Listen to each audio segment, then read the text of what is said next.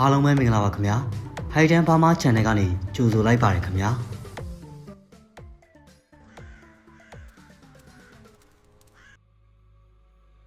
ဒီနေ့တင်ဆက်ပေးမယ်ဇာတ်လမ်းလေးကတော့စာရေးသူဆရာတာတီရေးသားထားတဲ့ရေစံအယုတ်ဆိုတဲ့ဇာတ်လမ်းလေးကိုတင်ဆက်ပေးခြင်းပါတယ်ခင်ဗျာဆရာဆိုင်းနှုံဖားနဲ့ကျုံနဲ့တစ်ဆုံးပင်နှုတ်ပြီးတစ်နေ့လောက်ကြာမှာကျုပ်တို့ရွာကိုဆရာဆိုင်းနှုံဖားတစ်ခေါက်ပြန်ရောက်လာတယ်တစ်ဆုံးပင်နှုတ်တုံးကကျုပ်ရဲ့လက်စွမ်းလက်ဆောက်ကိုဆရာဆိုင်းနှုံဖားကတေးသေးချာချာမြင်သွားခဲ့တာကိုတကယ်တော့ကျုပ်ရဲ့ပင်ကိုပီသားကိုဟာထူးထူးဆန်းဆန်းကိစ္စတွေကိုလှုပ်စိတ်ဝင်စားတာဗျဆက်စုခြင်းတဲ့စိတ်ကလည်းမွေးရပါဆိုတော့ထူးဆန်းတဲ့အဖြစ်အပျက်တစ်ခုဖြစ်လာရင်တာတီရှိဆုံးကရောက်တော့တာပဲလေဗျာအဲ့ဒါကိုပဲဆရာဆိုင်းနှုံဖားကကျုပ်ကိုသဘောကျသွားတာထင်ပါရဲ့မောင်တာတွေကထူးထူးဆန်းဆန်းကိစ္စတွေစိတ်ဝင်စားမှန်းသိလို့ဆရာလာခေါ်တာပါမောင်တာတွေလိုက်မယ်ဆိုရင်တော့ဆရာလည်းအဖော်ရတာပေါ့လေမိဘတွေစီကိုလည်းခွင့်တောင်းကြည့်ပေါ့ခွင့်ပြုမှလည်းလိုက်ခဲ့ပါဘလို့ကိစ္စများမို့လို့တော့ဆရာကိစ္စကတော့အတော်လေးထူးဆန်းတယ်ကွလူတယောက်စိတ်နှောက်တယ်လို့ဖြစ်လာလို့အကောင်းသားကနေအိမ်မက်ဆိုးတွေမဲ့လာတာနောက်တော့တဖြည်းဖြည်းနဲ့မစားနိုင်မတောက်နိုင်ဖြစ်လာပြီးစိတ်ပါနောက်တယ်လို့ဖြစ်လာတယ်တဲ့ရိုးရိုးစိတ်နှောက်တာလားပျော့ကလားဆိုတာတော့ဟိုရောက်မှပဲသိရမှာပဲကွဆရာဆိုင်းတော်ဘကသူ့ရဲ့အေးဆေးတဲ့မျက်နှာတိုင်းလေးအေးလေးနဲ့ကျုပ်ကိုပြောနေတာဗျတဲတာကတော့အရင်တစ်ခေါက်တုန်းကလိုပဲပုတ်ပါယုံကျောင်းကကျုပ်ဆရာတော်စီမှာတဲတာကျုပ်ကိုဆရာတော်ခေါ်ခိုင်းလို့လိုက်သွားတော့မှဆရာဆိုင်းတော်ဖာရောက်နေတာကိုတွေ့ရတာနို့သွားတော့ဘယ်ကိုသွားရမှာတော့ဆရာရွာတော်ကြီးမှာမောင်တာတီရဲ့ရွာတော်ကြီးတော့မောင်တာတီရောက်ဘူးမှာပါရင်းချောင်းဒီဘက်ကန်းကရွာလေးရင်းချောင်းဟိုဘက်တက်တဲ့ကတောင်ချုံးမလားကျုပ်တခါတော့ရောက်ဘူးပါတယ်ကျုပ်မကြရောက်ပါတယ်ဆရာရွာတော်ကြီးမှာကျုပ်အသည့်တွေလည်းရှိပါတယ်ဆရာမတဲခုအိမ်ရောရှိရလားရှိတယ်မောင်တာတီအဲ့ဒီရွာမှာကျုပ်ပယောကကူပေးမှုတဲ့လူတယောက်ရှိတယ်နာမည်ကကိုတင်စိုးတဲ့အခုလာတာကိုတင်စိုးလာခေါ်လို့ရောက်လာတာသူနဲ့တပါးလေးလိုက်ခဲ့ဖို့ခေါ်ပေမဲ့ကျုပ်ကကိစ္စလေးတခုမပြီးပြတ်သေးတာနဲ့သူ့ကိုအရင်ပြန်လွှတ်လိုက်တာတပတ်လောက်ကြာမှကျုပ်ကလိုက်လာတာမောင်တာလေးကိုသတိရတာနဲ့ရွာတော်ကြီးကိုတမ်းမသွားပဲထနောင်းကုန်းကိုအရင်လိုက်လာတာကွယ်ဟုတ်ကဲ့ပါဆရာကျုပ်အိမ်ပြန်ပြီးတော့အဘနဲ့အမေကိုပြောပြီးလိုက်ခဲ့ပါမယ်နောက်တနေ့မနေ့စောစောထားပြီးဆရာဆိုင်းတော်ဖားနဲ့ကျုံနဲ့ထွက်ခဲ့ကြတယ်ဒီခီးကခြေချင်းသွားလို့မရတဲ့ခီးလေဗျာဆရာတော်ရဲ့တပည့်လေးလေးညက်စီကလှဲနဲ့လိုက်ပို့တယ်လေးလေးညက်စီကလူကားသာညှက်တာဗျအလုတ်ကတော့လှုပ်လှုပ်တဲ့လူအိမ်အောင်လည်းမပြူဘူးမိကိုဖောက်တွေကိုလုံကျွေးနေတဲ့လူလေဗျာရာဆိုလဲသူကအုပ်စီးပြီးညီနှစ်ယောက်နဲ့တက်ညီလက်ညီလောက်ကြတာပုပ္ပယုံဆရာတော်ဥကုဏကိုလည်းတော်တော်ကြည်ညိုတာဗျကျောင်းဝေရဝိဆဆိုလဲကြုံရင်ကြုံတယ်လို့လုပ်ပေးတာဗျအခုလဲဆရာတော်ခိုင်းလို့အစောကြီးလှဲကောက်ပြီးလာဆောင်နေတာထနောင်းကုန်းကနေထွက်ဗန်ဝင်းကုန်းကိုကြော်လိုက်တော့ငွေရင်းကုန်းကနေမြို့ကိုသွားတဲ့လှဲလန်းတွေ့တယ်ဗျအဲ့ဒီလှဲလန်းကိုကြော်လိုက်ပြီးရင်တိတ်မသွားရဘူးဗျထိန်ကုန်းကိုရောက်တယ်ထိန်ကုန်းကနေတနားရီလောက်သွားလိုက်မှရွာတော်ကြီးကိုရောက်တာဗျရွာတော်ကြီးကိုရောက်တော့ကိုတင်စိုးအိမ်ကိုတန်းသွားလိုက်တယ်ဆရာဆိုင်းတော်ဖကိုတွေ့တော့ကိုတင်စိုးဆိုတဲ့လူကပြပြတလဲပါပဲဗျာခရီးဥကြိုပြုတယ်ကျုပ်ထင်းတော့ထင်းသားဗျဒီနေ့နဲ့ပြန်တော့ဆရာရောက်လိမ့်မယ်လို့ကြွပါဆရာကြွပါဆရာဆိုင်းတော်ဖရဲ့ဆေးလွယ်အိတ်ကိုစီးယူတယ်ဆရာကိုလှဲဘော်ကနေတွဲပြီးအောက်ကိုချပေးတယ်ကျုပ်ကိုလည်းမမြင်ဘူးပေမဲ့ပြုံးပြပြီးနှုတ်ဆက်တယ်ဗျကိုတင်စိုးနောက်ကသူ့မိန်းမကပါခတ်တုတ်တုတ်ပြေးထွက်လာပြီးကြိုတယ်ဗျမညုံလုံးနေကောင်းနေနော်ကလေးတွေရောကျမ်းမာရတယ်မို့လားဆရာဆိုင်းတော်ဖကကိုတင်စိုးမိန်းမကိုနှုတ်ဆက်တယ်အိမ်ဝမှာမတ်တက်ရက်ပြီးပြူးပြူးလေးတွေကြည့်နေကြတယ်ကလေးနှစ်ယောက်ကိုလည်းဆရာဆိုင်းတော်ဘကကြည်ပြီးရေပြလိုက်တယ်ကလေးနှစ်ယောက်ကယောက်ျားလေးနဲ့မိန်းကလေးပြကောင်လေးကအကြီးကောင်မလေးကအငယ်နေကောင်းပါလေဆရာကျုပ်တို့ကဆရာကိုအမြဲတတိယနေတာပါတော့ဆရာကျေးဇူးကြောင့်ကိုတင်စိုးပြန်ပြီးကျမ်းမာလာခဲ့တာကိုကျုပ်တို့ဘယ်တော့မှမမေ့ပါဘူးဆရာဆိုင်းတော်ဘကပြုံးပြီးခေါင်းညိတ်ပြတယ်ဗျကျုပ်လည်းကိုတင်စိုးတို့မညိုလုံးတို့မိသားစုကိုအမြဲတမ်းမေတ္တာပို့ပါတယ်ဗျာကျုပ်တို့ရောက်တာနဲ့ကိုနေစိုးတို့လင်မယားကထမင်းဝိုင်းတန်းပြင်တော့တာဗျာထုံးစံအတိုင်းကြက်သားဟင်းကာလာသားကျဲခရမ်းကောင်းသီးမီးဖုတ်ပြီးကျဲဥနဲ့ကြော်ထားတာကတစ်ခွက်ကျုပ်တို့အညာသားကြိုက်မောင်မခေါ်ပဲဟင်းကတစ်ခွက်မြေပဲနဲ့ထောင်းထားတဲ့ငုတ်သီးစားတောင်းလေးနဲ့ဘူးညွတ်ပြုတ်တိုးစရာလေးကင်းမွန်ချင်းကိုဒန်းတလုံးသီးနဲ့ချက်ထားတဲ့ချင်းရင်တောက်ကလေးနဲ့ထမင်းဝိုင်းလေးကမြင်လိုက်တာနဲ့ကို တန်းစားခြင်းနေမိတော့တာဗျထမင်းစားပြီးရင်စားဖို့နန်းသာဘူးငပြောသီးတွေကိုလည်းပကံများနဲ့အပြည့်ထက်ထားပေးတာဗျဆရာဆိုင်တော်ဘကိုအရင်ကျွေးတယ်ပြီးတာနဲ့ကျုပ်နဲ့ကိုညက်စီကိုဆက်ကျွေးတာဗျကျုပ်တို့စားပြီးမှသူတို့မိသားစုစားကြတာကျုပ်တို့ကိုထမင်းကျွေးတော့ကအိမ်ရှိကမ်းမှာကျွေးတာသူတို့မိသားစုစားတော့စပွဲဝိုင်းကိုနောက်ဘက်ရွှေ့သွားပြီးစားကြတယ်ထမင်းစားပြီးရနဲ့ဆရာဆိုင်တော်ဘကကိုတင်စိုးကိုစေးကူရမယ့်အိမ်ကိုလိုက်ဖို့ခိုင်းတယ်ကိုညက်စီကတော့ခဏနေရင်တနောင်းကုန်းကိုပြန်မယ်လို့ပြောပြီးနေခဲ့တယ်ဗျလမ်းရောက်တော့ကိုတင်စိုးကပြောပြတယ်ဆရာကလာပင်တော့ကကျုပ်ပြောသလိုပါပဲဆရာဒီလူနာမည်ကကိုအောင်ကုန်းနဲ့ကျုပ်တဲ့9နဲ့6နဲ့လောက်ကြီးမယ်ဒီလူနဲ့ကိုထုံးညုံဆိုတဲ့လူဖားကက်ဘက်မှာကြောက်စိမ့်သွားတူးဘူးတယ်ဒီလူတွေကြောက်ကောင်းရတယ်လို့ပြောကြတယ်ဒါပေမဲ့ကိုထုံးညုံကငှက်ဖျားမိပြီးဟိုမှာတည်ကြံခဲ့တယ်ကိုထုံးညုံကဒီရွာမှာမိဘလည်းမရှိဆွေမျိုးလည်းရှိရမဟုတ်ဘူးဗျတခြားကရောက်လာပြီးသူရင်းကလှုပ်တဲ့လူဒါပေမဲ့ဒီရွာသားလိုပဲဖြစ်နေတော့တာပေါ့ရွာတော်ကြီးသားတွေနဲ့လည်းညီကိုတွေလိုနေတာပါအထူးသဖြင့်တော့ကိုအောင်ကိုနဲ့ခင်တာပေါ့လေဒါကြောင့်လေသူတို့နှစ်ယောက်အတူတူကြောက်သွားတူးကြတာပေါ့ကိုအောင်ကိုမှရောမိဘတွေရှိသေးလားဆရာဆိုင်တော်ဘကမေးလိုက်တော့ကိုနေစိုးကပြောတယ်ဗျရှိရဆရာကိုအောင်ကိုမိဘတွေကဥကလားနဲ့ဒေါ်တောင်းမာတဲ့တောင်းသူတွေပါပဲရာပိုင်နွားပိုင်အိမ်ပိုင်တွေပါလူချမ်းသာတွေမဟုတ်ပေမဲ့ချောင်းချောင်းလဲလဲရှိကြပါတယ်ကိုအောင်ကွန်းကသူတို့ကြောက်ကောင်းရတဲ့အကြောင်းပြောလို့လားဆရာဆိုင်တော်ဘကထပ်မေးတာဗျဒီလိုတော့မပြောဘူးဆရာဒါပေမဲ့အဲ့ဒီကပြန်ရောက်လာမှသူ့ကိုယ်ပိုင်ယားတွေဝယ်တယ်ဝိုင်းတွေဝယ်ပြီးအိမ်ဆောက်တယ်လှဲတွေနွားတွေဝယ်ပြီးယားတွေလုပ်တော့တာပဲဆရာပြီးတော့မိမယူတယ်မိမကလည်းတခြားသူမဟုတ်ဘူးဆရာသူ့တငယ်ချင်းကိုထုံးညိုရဲ့ရေးစားမက်ခင်လာကိုပဲတင်တောင်းပြီးယူတာ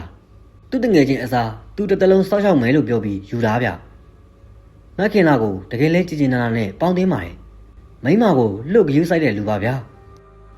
အားလုံးစင်းပြင်းနေတဲ့သားနဲ့ဘယ်လိုများထားဖြစ်ရတာတော့ကိုတင်ဆွဲဆရာဆိုင်တော်ဘကစိတ်မကောင်းတဲ့မျက်နှာနဲ့မေးတယ်ဗျမသိပါဘူးဆရာရဲ့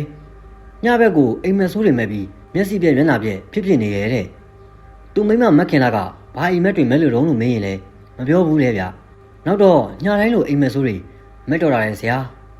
လူကလည်းတယောက်တည်းစကားတွေပြောလို့ပြောမျက်စိကလည်းဟိုကြီးတီကြီးနဲ့တောင်တောင်ကြီးဖြစ်လာရောက်တယ်ဆရာကြီးနောက်တော့အစားတောက်လဲကောင်းကောင်းမစားတော့ဘူးတဲ့ဗျအခုတော့လူလဲတော်တော်ကိုပိန်နေပါပြီဆရာရဲ့ကိုအောင်ကိုဝိုင်းကရွာတောင်ပိုင်းမှာရွာစုံတော်တော်ကြတယ်ဗျဝိုင်းကကျဲသားဗျဝိုင်းထဲကကျိုးနဲ့ဆောက်ထားတဲ့နှစ်ထပ်အိမ်ကြီးကလည်းတော်တော်ကိုလှတာဗျလက်ရကောင်းတဲ့လက်သမားဆောက်ထားမှန်းကြည့်ရတဲ့ကိုတိတာတယ်ကိုတင်စိုးကအိမ်ထဲကိုရှေ့ကဝင်သွားတယ်မက်ခင်လားဆရာကြွလာပြီဆရာအတွက်နေရာထိုင်ခင်းပြင်ဗျာအိမ်ထဲကအသက်30ကျော်လောက်ရှိတဲ့မိန်းမတစ်ယောက်ပြေးထွက်လာတယ်မိန်းမကအသားလက်လက်ရုပ်ချောချောဗျကျမအစင်သစ်ပြင်ထားပါတယ်ဖျားကန်းကိုသာကြွပါဆရာဆရာကြွလာမယ်ဆိုလို့ဟိုနေ့ကတည်းကပြင်ဆင်ထားပါတယ်ဆရာဆိုင်တော်ဘကဖျားကန်းကိုသွားတယ်လွယ်လာတဲ့ဆွေးလက်အကြီးကိုချပြီးဖျားကိုဥတိုက်တယ်ကျုံနဲ့ကူတင်ဆိုလဲဆရာဆိုင်တော်ဖလိုပဲဖျားကိုဥတိုက်ကြတာပေါ့ဗျာမခင်လာကတော့ကျုပ်တို့နောက်ဘက်ခလန်းလန်းလေးမှာကျုံလေးထိုင်းနေတယ်ဗျဖျားရှိခိုးပြီးတော့မှဆရာဆိုင်တော်ဖနောက်ကိုလှည့်ပြီးတေပလင်ကိုထိုင်လိုက်တယ်ကျုံနဲ့ကူတင်ဆိုကတော့ဆရာရဲ့တစ်ဖက်တစ်ချက်မှာဘေးဘက်ဆုပ်ပြီးထိုင်ကြတယ်ကိုအောင်ကိုရောဗျဆရာဆိုင်တော်ဘကမခင်လာကိုမေးလိုက်တယ်ရှိပါတယ်ဆရာအိတ်ခမ်းထဲမှာလှဲနေပါတယ်အိပ်ပျော်နေရလားမအိပ်ပါဘူးဆရာနှီးရောညာရောအိတ်တဲ့ရဲလို့တိတ်မရှိတော့ပါဘူးဆရာကျမလည်းမပြောရတော့ပါဘူးဆရာရဲ့အကောင်းသားကနေပြီးအခုလိုဖြစ်သွားတာပါစဖြစ်တော့အိမ်မက်ဆိုးတွေမက်တာဆိုဟုတ်ပါတယ်ဆရာအိတ်နေရင်ကနေလမ်းပြီးဘုံကနေထားထိုင်တော့တာပဲဆရာရဲ့ပြီးတော့မျက်လုံးပြူးကြီးနဲ့ဟိုကြီးတီကြီးလုံးနေတာပြန်အိတ်လိုက်ရင်ခဏပဲဆရာအိမ်မက်ကထက်မဲ့ပြီးလမ်းပြီးနိုးပြန်လာပထမတော့ညဘက်အေးရေးပြင်းနှိကင်းဘက်ပြန်အိတ်လိုက်တယ်နောက်တော့နှိကင်းဘက်ပါမက်တော့တာပါဆရာရဲ့နေ့ဘက်အေးညဘက်အေးအိတ်တာနဲ့အိမ်မက်ကမက်တော့တာပါလမ်းနိုးပြီးဘုံကနေထားထိုင်ရင်တွေတုံတုံခုန်ပြီးမောနေတာပါပဲဆရာရဲ့အဲ့ဒါရေလေးပါလေးတက်လိုက်ရင်ပြန်လဲနေရောနောက်တော့သူအိတ်ကိုမအေးရတော့တာပါရှင်သူ့ကိုယ်သူအိတ်ပျော်သွားမှကိုစိုးရိမ်နေတာဆရာဆိုင်တော်ဘကမက်ခင်လာပြောတာကိုတိတိကျကျနားထောင်ပြီးစဉ်းစားနေတယ်ဗျပြီးတော့မှကဲကိုတင်စိုးကိုအောင်ကုန်းကိုဖျားခန်းခေါ်ခဲ့ဗျကျုပ်စစ်ဆေးကြည့်မယ်ဟုတ်ကဲ့ဆရာကိုတင်စိုးရောမက်ခင်လာရောအိတ်ခန်းထဲဝင်သွားတယ်ဆ စကားပြောတဲ့နေကြပြီးခဏနေတော့ကိုတင်စိုးနဲ့မက်ခင်လာကကိုအောင်ကုန်းကိုတစ်ဖက်စီတွဲပြီးခေါ်လာတယ်ကိုအောင်ကုန်းဆိုတဲ့လူကတော်တော်ကိုပိန်ချုံနေတာပြူမြတ်တွင်းဟောက်ဘက်နဲ့သပင်တွေကလည်းစီမလိမ့်မဲကြားနေတော့ဖွာလန်ကျဲနေတာဗျဖះကန်းကိုရောက်တော့ဆရာဆိုင်တော်ဖာရှိမှကျုံညုံထိုင်းနေတယ်ကဲကိုအောင်ကုန်းဖះကိုဥတိုက်လိုက်ကိုအောင်ကုန်းကဖះကိုရိုးတေးသေးပဲဥသုံးချိန်ချတယ်ဆရာဆိုင်တော်ဘကငြိမ်ပြီးအကဲခတ်နေတယ်ကိုအောင်ကုန်းဖះရောမှန်မှန်ရှ िख ိုးရဲ့လားကျုပ်ရှ िख ိုးပါတယ်ဆရာစိတ်ထဲမှာဂုံတော်လည်းအမြဲပွားပါတယ်ဒါတောင်မှအိမ်မက်ဆိုးကမဲနေတုံးမလားမေတ္တာပဲဆရာကျုပ်အိပ်ပျော်သွားတာနဲ့ချက်ချင်းကိုမက်တော်တာဆရာကျုပ်မအေးရတော့တာကြာပါပြီတခါတလေလှဲပြီးမိပဲထိုင်လေရဲ့အိတ်ကြည့်တယ်ဆရာဘလို့ပဲအိပ်ပျော်သွားတာနဲ့အိမ်မက်ဆိုးကမက်တာပါပဲဆရာရဲ့ကိုအောင်ကုန်းကဘလို့အိမ်မက်မျိုးမဲလို့တော့ဗျဆရာဆိုင်တော်ဘကမေးလိုက်တယ်ကိုအောင်ကုန်းကဘာမှပြန်မပြေပဲခေါင်းကိုချက်ချင်းငုံပစ်လိုက်တယ်ဘာမှကိုမပြောတော့ဘူးဗျဆရာကိုအဲ့ဒီအိမ်မက်တွေပြောပြမှာဆရာကစဉ်းစားလို့ရမှာပေါ့ကိုအောင်ကုန်းရဲ့ကိုအောင်ကုန်းကခေါင်းခါပြတယ်ဘာမှမပြောဘူးဗျခေါင်းကိုငုံထားတယ်ခဏနေတော့ဆရာဆိုင်တော်ဘကပြောတယ်ကဲဆရာစဉ်းစားပါဦးမယ်ကိုတင်စိုးရေကိုအောင်ကုန်းကိုအိတ်ခမ်းနဲ့ပြန်ပို့လိုက်ပါဗျာကိုတင်စိုးနဲ့မက်ခင်လာကကိုအောင်ကုန်းကိုတွေ့ပြီးအိတ်ခမ်းနဲ့ပြန်ပို့လိုက်တယ်ကိုအောင်ကုန်းကိုထားခဲ့ပြီးအိမ်ရှိကိုပြန်ထွက်လာကြတယ်မက်ခင်လာကိုဆရာတခုလောက်မေးချင်တယ်ဆရာဆိုင်တော်ဘကမက်ခင်လာကိုပြောလိုက်တယ်ဟုတ်ကဲ့မေးပါဆရာကိုအောင်ကုန်းအိမ်မက်ဆိုးတွေစာပြီးမမက်ခင်မှာထူးထူးခြားခြားဖြစ်တာဘာများရှိတော့ဗျနည်းနည်းလောက်စဉ်းစားကြည့်စမ်းပါမက်ခင်လာကခေါင်းငိမ်ပြီးတိုင်းပြောတော့တာဗျကျမစိတ်ထဲမှာတန်လျာဖြစ်နေတာတခုတော့ရှိရဆရာဘာများတော့မက်ခင်လာရေပြောပါဦးဆရာဆိုင်တော်ဘကတခုခုကိုမျောလင်းတဲ့ပုံစံနဲ့မေးလိုက်တယ်ဗျတရက်ကိုအောင်ကုန်းကရင်းချောင်းမှာရေစီသွားတိုက်တယ်ရေစီတိုင်ရင်းနဲ့ချောင်းထဲမှာသူရေချိုးတာပေါ့ဆရာဒီတော့မှတစ်သားရုပ်ကြီးတရုပ်ရေထဲမှာမျောလာတယ်ဆရာမျောလာတယ်လို့ပြောပေမဲ့တကယ်ကမျောလာတာမဟုတ်ဘူးဆရာဗျာမခင်လာပြောတာကျုပ်နားမရှင်းမှုဖြစ်သွားတယ်ကိုအောင်ကုန်းပြန်ပြောပြတာကအဲ့ဒီတစ်သားရုပ်ကြီးကရေစီးနဲ့မျောလာတာမဟုတ်ဘူးလေဆရာရေကိုဆန်ပြီးတက်လာတာတဲ့ဟာကျုပ်အံ့ဩပြီးအတန်ထွက်သွားတာဗျဆရာဆိုင်တော်ဘာရောကိုတင်စိုးရောအံ့ဩသွားကြတာပေါ့ဗျာဟုတ်တယ်ဆရာရေကိုဆန်ပြီးတက်လာတာတဲ့အဲ့ဒါနဲ့ကိုအောင်ကုန်းလည်းအံ့ဩပြီးအယုတ်ကြီးကိုဆယ်ယူလာရောတယ်ပြီးတော့ထူးဆန်းတဲ့အယုတ်ကိုအိမ်ကိုယူလာတာပေါ့ဆရာရဲ့နေပါဦးမခင်လာရဲ့အယုတ်ကဘာအယုတ်လဲဘယ်ရွယ်လောက်ရှိတော့တစ်သားအနှစ်နဲ့ထူထားတာဆရာချစ်တီကလာကြီးတယောက်ရဲ့ပုံပဲခေါင်းပြောင်ဘိုက်ရွှဲရွှဲနဲ့ပါဇက်ကတော့ရည်နေတဲ့ပုံပဲအဲ့ဒီအယုတ်အခုရှိသေးလားရှိပါတယ်ဆရာအစကဟိုးနာမှာထားတာပါကျမကကြောက်တယ်ပြောလို့ထင်းစင်ထဲမှာတွားထားလိုက်တယ်ကျမစိတ်ထင်တော့ကိုအောင်ကိုအိမ်မက်မက်တာအဲ့ဒီယုတ်ကြီးရောက်လာပြီးမှစဖြစ်တာဆိုတော့ဒီယုတ်ကြီးနဲ့တနည်းမဟုတ်တနည်းပတ်သက်နေလိမ့်မယ်လို့ထင်တာပဲဆရာရဲ့ကျုပ်အဲ့ဒီယုတ်ကိုကြည့်လို့ရမလားရပါတယ်ဆရာတင်စိုးထင်းစင်ထဲကအယုတ်တွားယူခဲ့ဟာကိုတင်စိုးကိုမက်ခင်လာကပြောလိုက်တော့ကိုတင်စိုးကထမလို့ပြင်လိုက်တယ်မလို့ရပါမလားအယုတ်ကဘယ်ရွယ်လောက်ရှိလို့တော့ဆရာဆိုင်တော်ဘကအယုတ်ကြီးလို့ထင်ပြီးပြောလိုက်တာဗျမလို့ရပါတယ်ဆရာတထောင်တလောက်ပဲရှိရပါမက်ခင်လာကပြန်ပြောလိုက်တော့မှကိုတင်စိုးကအိမ်ပြင်မဲ့ထွက်သွားတာဗျကိုတင်စိုးအိမ်ထဲပြန်ဝင်လာတော့တထောင်လောက်ရှိတဲ့မဲနေနေတဲ့အယုတ်တရုပ်ပါလာတယ်တစ်သားနဲ့တမျိုးနဲ့ထူထားတဲ့အယုတ်ဗျနဖူးပြောင်ပြောင်နဲ့ဒိုတီဝေထားတဲ့အယုတ်မျိုးအပေါ်ပိုင်းမှာလည်းချစ်တီးကလားတွေဝေးလေရှိတဲ့အင်ဂျီမျိုးဝေထားတာဗျပါဇက်ကြီးဖျက်ပြီးရန်နေသေးတယ်ဆရာဆိုင်တော်ဘကသူ့ရှိမှချထားတဲ့အယုတ်မဲမဲကြီးကိုတေချာကြည့်ပြီးပြုံးတယ်ခဏနေတော့မှကဲကိုတင်စိုးရဲ့ထင်းစင်နေတာပြန်ပို့လိုက်ပါကွာမက်ခင်လာကြောက်နေပါအောင်မယ်မက်ခင်လာကြောက်မယ်ဆိုလဲကြောက်เสียရဗျအယုတ်ကရုပ်ကသာမဲနေနေတာမျက်လုံးကတေးသေးချာချာဆေးချက်ထားတော့မျက်လုံးပြူပြူသွားပြူပြူတွေနဲ့ဆိုတော့တေချာကြည့်လေကြောက်เสียကောင်းနေပဲဗျနို့ကိုအောင်ကိုမိဘတွေရောလာကြရဲ့လားညဘက်မှလာကြတာပါဆရာကဲမက်ခင်လာကျုပ်တို့ခဏပြန်လဲအောင်မယ်ဘာလို့ရမလဲဆိုတာတေးသေးချာချာစဉ်းစားလိုက်ပါမယ်ဟုတ်ကဲ့ပါဆရာကျမတို့မှာအားကိုးစရာဆိုလို့ဆရာပဲရှိတာပါဆရာရဲ့ဆရာဆိုင်တော်ဘကဘာမှပြန်မပြောပဲကောင်းမှန်ညှိပြလိုက်တယ်ဗျကိုတင်စိုးတို့အိမ်ကိုပြန်လာတဲ့လမ်းမှာကျုပ်ကဆရာဆိုင်တော်ဘကိုမေးလိုက်တယ်ဆရာ ကိုအောင်ကိုဖြစ်တာဒီရုံနဲ့ဆိုင်နေလို့လားဆိုင်နေမောင်တာဒီဒါပေမဲ့ဘလို့လဲဆိုတော့တော့ကျုပ်လည်းမသိနိုင်ဘူးကွယ်အဲ့ဒီလိုတည်တည်ချာချာမသိဘဲနဲ့ကျုပ်ဘလို့မှမလုပ်တတ်ဘူးဒါပေမဲ့ကျုပ်တွေးမိတာတခုတော့ရှိတယ်ကိုအောင်ကိုဖြစ်နေတာသူယိုသားယိုဖြစ်တာတော့မဟုတ်ဘူးဘာဖြစ်လို့လဲဆိုတော့ဒီလောက်အိမ်မက်ဆိုးတွေမဲ့နေတာသူမဲ့တဲ့အိမ်မက်ကိုမေးတော့လုံးဝမပြောဘူးလေကွယ်ဒီတော့ကျုပ်အနေနဲ့စဉ်းစားရတာတော်တော်ခက်သွားတာပေါ့ဆရာကျုပ်တခုပြောပြရစီပြောလိမ့်မောင်တာဒီဘာမှတွေးမိလို့တော့တွေးမိလို့မဟုတ်ပါဘူးဆရာရဲ့ဆရာနဲ့တွေ့ပြီးတဲ့နောက်ပိုင်းမှာတခြားဆရာတွေနဲ့လည်းကျုပ်တွေ့ခဲ့ပါတယ်သူတို့လိုအပ်တာတွေကိုလည်းလိုက်ပြီးတော့ကူညီဘူးတယ်အဲ့ဒီလိုကူညီရင်းနဲ့မဖဲဝါနဲ့ကျုပ်နဲ့တော်တော်လေးရင်းနှီးသွားတယ်ဆရာအခုကိစ္စရဲ့အဖြစ်မှန်ကိုမဖဲဝါကတော့သိမှာပဲဆရာဝိညာဉ်တွေနဲ့ပတ်သက်တဲ့ကိစ္စတွေကိုသူကူညီနိုင်စွမ်းရှိတယ်ကျုပ်ဒီညမဖဲဝါကိုမေးပြရမလားဆရာဟာဟုတ်လားကျုပ်နဲ့မတွေ့တဲ့တနေ့လောက်အတွင်းမှာမောင်တာတွေကအပုံကြီးတိုးတက်လာတာပါလားဒါဆိုရင်နေရာကျပြီပေါ့ကွယ်မဖဲဝါကိုမေးဖို့ဘာတွေလိုအပ်မှုရှိတော့အဲ့ဒါကကိုတင်စိုးနဲ့ကျုပ်တိုင်ပင်ပြီးလုပ်လိုက်ပါမယ်အေးကောင်းပြီကျုပ်ရောဘာလို့ပေးရအောင်မလဲမလုပ်ရပါဘူးဆရာမဖဲဝါတိလို့ပြောခဲ့ရင်ဆရာကိုကျုပ်အကုန်လုံးပြန်ပြောပါမယ်အိမ်ပြန်ရောက်တာနဲ့ကျုပ်ကကိုတင်စိုးကိုဝိုင်းနဲ့ခေါ်လာပြီးလိုအပ်တာတွေပြောပြတယ်ဗျကြက်တကောင်ချက်နဲ့ဆန်တကွက်ချက်လိုချင်တဲ့အကြောင်းထမင်းတောင်းလေးပြင်ပေးဖို့နဲ့ညကိုရွာတော်ကြီးတင်းချိုင်းနဲ့သွားပြီးမဖဲဝါကိုစားဝဲပြီးဖိတ်ခေါ်မယ်အကြောင်းကိုတင်စိုးလိုက်ခဲ့ဖို့ပါကျုပ်ကပြောတယ်ပြီးတော့ရွာတော်ကြီးမှာနဂတော်ရှိသလားလို့မေးတော့ဒေါ်စိန်ဆိုတဲ့နဂတော်တယောက်ရှိတဲ့အကြောင်းပြောတယ်နဂတော်ကိုပါခေါ်ရမယ်အကြောင်းပြောတော့ကိုတင်စိုးကအားလုံးသူ့လုပ်ပေးမယ်လို့ပြောတယ်ဗျချက်ချင်းပဲကိုတင်စိုးအပြင်ထွက်သွားပြီးပြန်လာတော့ကြဲရောငပြောဘက်တွေပါပါလာတယ်ဗျမန်းညိုလုံးနဲ့လင်မယားနှစ်ယောက်ထမင်းနဲ့ကြက်တိုင်းကိုမီးပုံနှဖိုးဖိုးပြီးဝိုင်းထဲမှာပဲချက်ကြတယ်ဗျ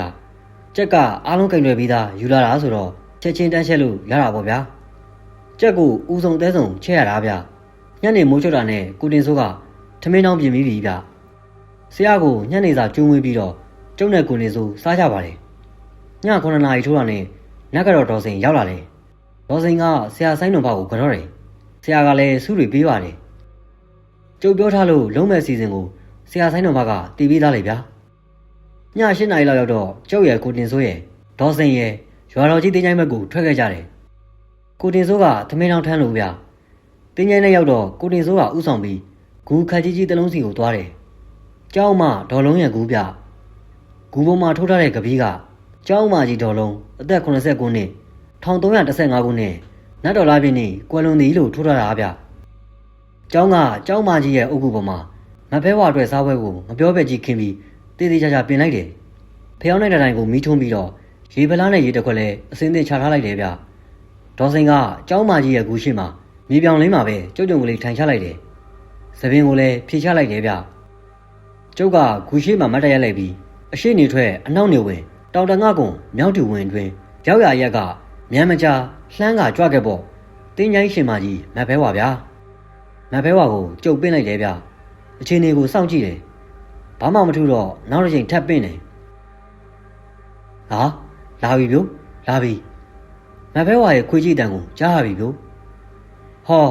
ဖြူဖြူရိတ်တခုဂူတွေပေါ်ကနေရေခနဲ့ရွေးလာတာဗျဟာပြေးကပ်လိုက်ပြီဗျဒေါ်စိန်စီကိုပြေးကပ်တာဗျဟာဒေါ်စိန်သပင်ဖားလျားကြီးနဲ့ထလာတာဗျဟောခုံမီဒေါ်စိန်ဂူဘော်ကိုခုံတက်သွားပြီမျက်လုံးပြူးကြီးနဲ့ကြုတ်ကျွေးထားတဲ့ထမင်းနဲ့ကြက်သားဟင်းတွေကိုကြည့်နေတယ်ဗျဟောစားပြီဗျစားပြီလူကောင်းကြီးတစ်ဖက်ထောင်ပြီးကားကားကြီးထိုင်းနေတာဗျမဖဲဝါကထမင်းတွေဟင်းတွေကိုအားရပါရကိုစားတာဗျစားရင်းနဲ့ကျုပ်ကိုတစ်ချက်လှမ်းကြည့်တယ်ဒီလိုပါမဖဲဝါဟောဒီရွာတော်ကြီးမှာကိုအောင်ကွန်းဆိုတဲ့လူညဘက်အိမ်မက်ဆိုးတွေမဲရကနေမအေးရဲတောင်ဖြစ်ခဲ့ရပါတယ်နှိမ့်ဘက်အိမ်ရင်လဲနှိမ့်ဘက်မက်တယ်ထိုင်လျက်အိမ်ရင်လဲအိမ်မက်ကမက်တာပဲတယ်ဗျအဲ့ဒီလိုမမက်ခင်မှာဒီလူကချစ်တီကလာရုပ်တုတစ်ခုရေစံတက်လာတာတွေ့လို့အိမ်ကိုယူလာတာရှိတယ်ဗျအဲ့ဒါနဲ့ဆက်ဆက်နေသလားတော့မသိဘူးဗျဆက်ဆက်နေတာပေါ့ဒါလေဒါပေမဲ့ကလားရုပ်နဲ့တော့ဘာမှမဆိုင်ပါဘူးအဲ့ဒီအယုတ်ထဲကိုဝင်ပြီးလိုက်လာတဲ့ထိုးညိုကြောင့်ဖြစ်တာဗျာအဲ့ဒီအယုတ်မှာကိုထိုးညိုပါလာတယ်ဟုတ်လားဟုတ်တယ်ဒါလေကိုထိုးညိုကငှက်ပြားမိပြီးတည်သွားတာမဟုတ်ဘူးလားမဟုတ်ဘူးဒါလေထ ထုံးညုံကိုအောင်ကိုတက်တာဟာဟုတ်လားဗျအေးဟုတ်တယ်ဒီကိစ္စကိုငါထည့်သိတာကာယကံရှင်ထုံးညုံပဲလေနင်းဆရာကိုပြောလိုက်ပါချစ်တီကလာအယုတ်ထဲမှာထုံးညုံဝင်နေတယ်ထုံးညုံကိုဝင်ပူးခိုင်းလိုက်ပြီးမေးပါလို့ကောင်းပါပြီမဖဲဝါမဖဲဝါကထမင်းတွေရောဟင်းတွေရောအကုန်စားတယ်စားရင်းနဲ့အယိုးတွေကိုဂူဘေးကိုပြစ်ချတယ်ဂူဘေးမှာငုတ်တုတ်ကြီးထိုင်နေတဲ့မဖဲဝါရဲ့ခွင်းနေကြီးကပြစ်ချလိုက်သမျှကိုအကုန်ကောက်စားတော့တာပဲဗျအားလုံးစားတော့ပြီးတော့ရေပလာတွေကရေကိုမော့တော့တယ်ကြမ်းတဲ့ရေနဲ့လဲစေးပြီးဒေါစိမ့်ကိုတွေကနေမဖဲဝါထွက်သွားတယ်ဖြူဖြူရိပ်ကြီးကဂူရီပေါ်ကပြန်ပြီးတင်းကြိုင်အနောက်ဘက်ကိုထွက်သွားတယ်မဖဲဝါရဲ့ခွင်းနေကြီးလည်းသူ့တခင်မနောက်ကိုလိုက်သွားတယ်ကျုပ်ကတော့ခေါင်းလိုက်ဆိုင်ကြီးဖြစ်သွားတဲ့ဒေါစိမ့်ကိုတစ်ဆုံဆေးကြီးနဲ့တောက်ပြီးနှိုးရတော့ပါပေါ့ဗျာဒေါစိမ့်လည်းခဏဆိုသတိရတာပါပဲမဖဲဝါဝင်တော့ကဂူပေါ်ကိုလွှာကနေခုန်တက်သွားတဲ့ဒေါစိမ့်ကိုတင်စုပ်ကဂူအောက်ပြန်ဆင်းမှုတွဲပေးရသေးတာဗျထမင်းတောင်းအခွန်လေးယူပြီးကျုပ်တို့၃ယောက်ရွာထဲကိုပြန်ဝင်လာခဲ့ကြတယ်ရွာထဲကလူတွေကတော့ကျုပ်တို့ဘာလို့မှမသိကြဘူးပေါ့ဗျာရွာလမ်းပေါ်မှာလည်းလူသိမ့်မရှိတော့ပါဘူးအိမ်မော်တွေကစကားပြောတဲ့လောက်ပဲကြားရတာပါကိုတင်စိုးတို့အိမ်ကိုပြန်အောင်တော့စောင့်နေတဲ့ဆရာဆိုင်တော်ဘကိုအားလုံးပြောပြလိုက်တယ်ကိုတင်စိုးကတော့ဒေါစိမ့်ကိုလိုက်ပို့ရတာပေါ့ဗျာကျုပ်ပြောတာတွေကိုကြားတော့ဆရာဆိုင်တော်ဘတောင်တော်တော်အံ့ဩသွားတာဗျာဖြစ်မှဖြစ်ရလေအတူသွားတဲ့တငယ်ချင်းကိုမှစတက်ရက်လိုက်လေကွယ်အောင်ကုန်းကတော်တော်ဆိုးတဲ့လူပါလားဟုတ်တယ်ဆရာကျုပ်လည်းမဖဲဝါပြောလိုက်တော့တော်တော်ကိုအံ့အားတင်သွားတာဗျလူရဲ့စိတ်မှာအမောင်တက်ကရှိပြီးသားကွယ်လောဘဒေါသနဲ့ရှင်လာတဲ့အခါမှာအဲ့ဒီအမောင်တက်ကကြွတက်လာတယ်အဲ့ဒီအခါမှာအလင်းတက်ကမှိန်သွားပြီးမလုံတင်တာတွေကိုလောက်ကြတော့တာပဲမောင်တာတီးရဒါကြောင့်ဒီရုပ်ကြီးကရေဆန်းကိုစံတက်နိုင်တာကိုကွယ်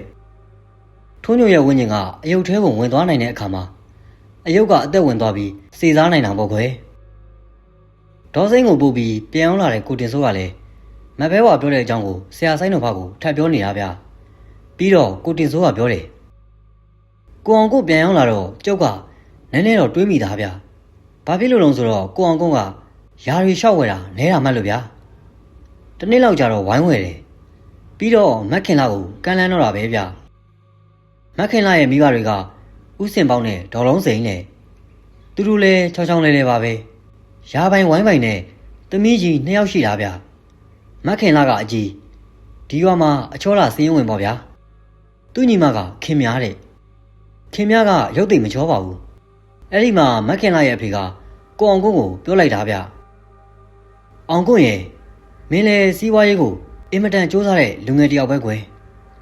ပြီးတော့မင်းမှာရှုပ်တာပွေတာနာမည်ပြတ်တာလည်းရှိတာမှမဟုတ်တာ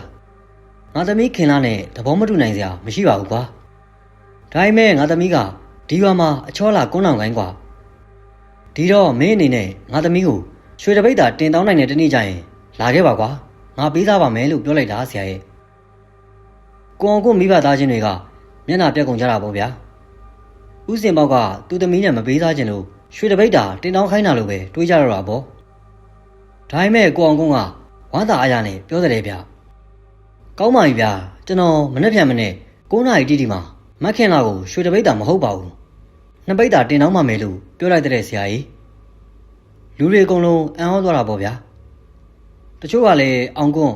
ဘာတွေလျှောက်တော့နေတာတုံးဆိုပြီးဝမ်းကြည့်ကြတဲ့ဒါပေမဲ့နောက်နေ့9နာရီမှာရွာထဲကလူကြီးဆောင်အားနဲ့ကိုလာတောင်းတော့တာဗျရွှေ2ပိတ်တာမှအချောင်းလေးတွေရဲ့ဆရာ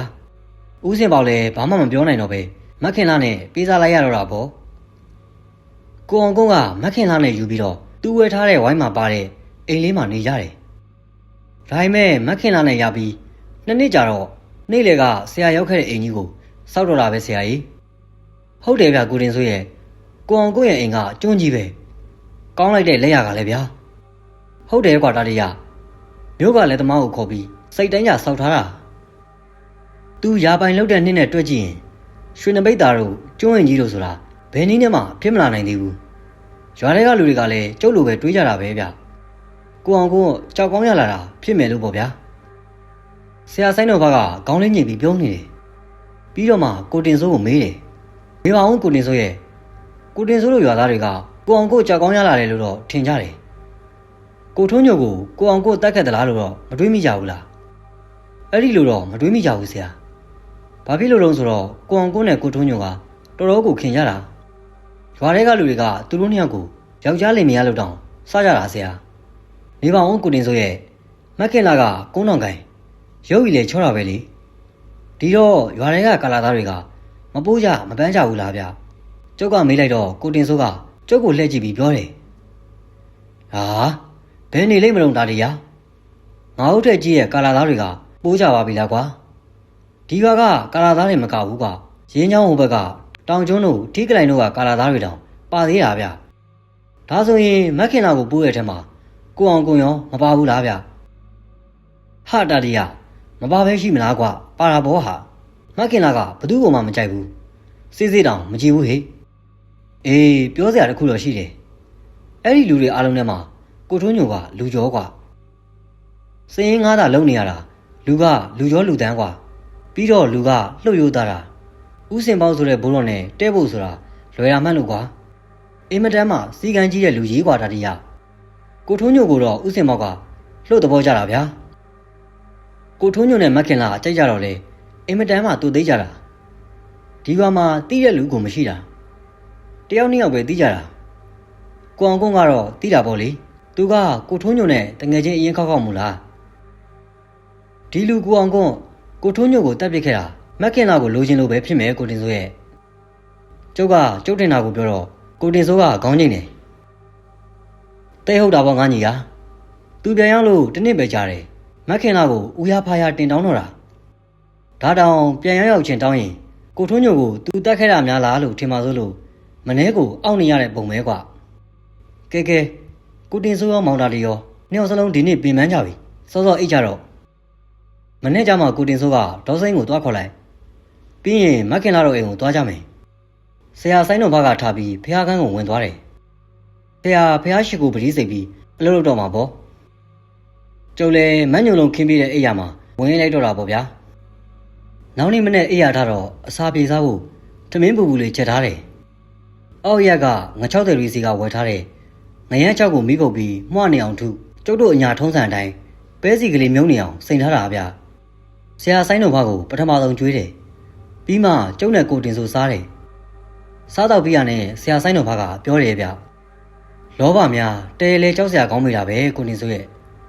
ဆရာကိုကြည့်ရတာတော်တော်ကိုစိတ်မကောင်းဖြစ်နေတဲ့ပုံပဲဗျကိုအောင်ကိုတို့ကိုထုံးညိုတို့ရဲ့ဇာတ်ကြောင်းကိုသိလိုက်ရတော့ဆရာစိတ်ထဲမှာတရားသဘောကိုတော်တော်လေးဆင်ញင်မိသွားတဲ့ပုံပဲဗျဟုတ်ပါဆရာရဲ့ကျုပ်စိတ်ထဲမှာတော့ကိုထွန်းညိုနှစ်ဖျားမိပြီးသေးတယ်ပဲထင်နေတာပါဗျာကိုအောင်ကုန်းကပြန်ရောက်လာတော့မျက်စိမျက်နှာလည်းမကောင်းဘူးဗျပြီးတော့ကိုထွန်းညိုအကြောင်းကိုပြောတိုင်းငိုတော့တာပဲဗျာဒီတော့လေကျုပ်ရောရွာတော်ကြီးသားတွေရောကသူ့အပေါ်မှာဘယ်သူမှတန်တရားမဖြစ်ကြတော့ဘူးပေါ့ဗျာဆရာဆိုင်တော်ဘကတက်ပင်းရှည်တစ်ချက်ကိုချလိုက်ပြီးပြောတယ်ဗျအေးလေတော်တော်ကြာရင်အကြောင်းဆုံးသိရတော့မှာပေါ့လေကိုတင်စိုးနဲ့ကျုံနဲ့စားလို့ပြရနဲ့ကိုတင်စိုးကနတ်ကတော်ဒေါ်စိန်တို့အိမ်ဘက်ကိုသွားတယ်ဗျဆရာဆိုင်တော်ဘကသူ့ရဲ့ဆေးလွယ်အိတ်ကိုပြင်ဆင်ပြီးအစင်သင့်လှုပ်ထားတယ်ဗျခေါင်းမှာလည်းနန်းလာရောင်ပေါ်ဝါလေးတစ်ထည်ပေါင်းထားတယ်ခဏကြာတော့ကိုတင်စိုးနဲ့ဒေါ်စိန်ရောက်လာကြရောဗျဒေါ်စိန်ကဖះဥတိုက်ပြီးဆရာဆိုင်တော်ဘကိုကြော်တယ်ကဲဒေါ်စိန်ရေကူညီလဲစားနေပဲဆရာတို့ကိုထပ်ပြီးကူညီပေးပါအောင်ကွယ်ဟုတ်ကဲ့ပါဆရာကျမကူညီပါမယ်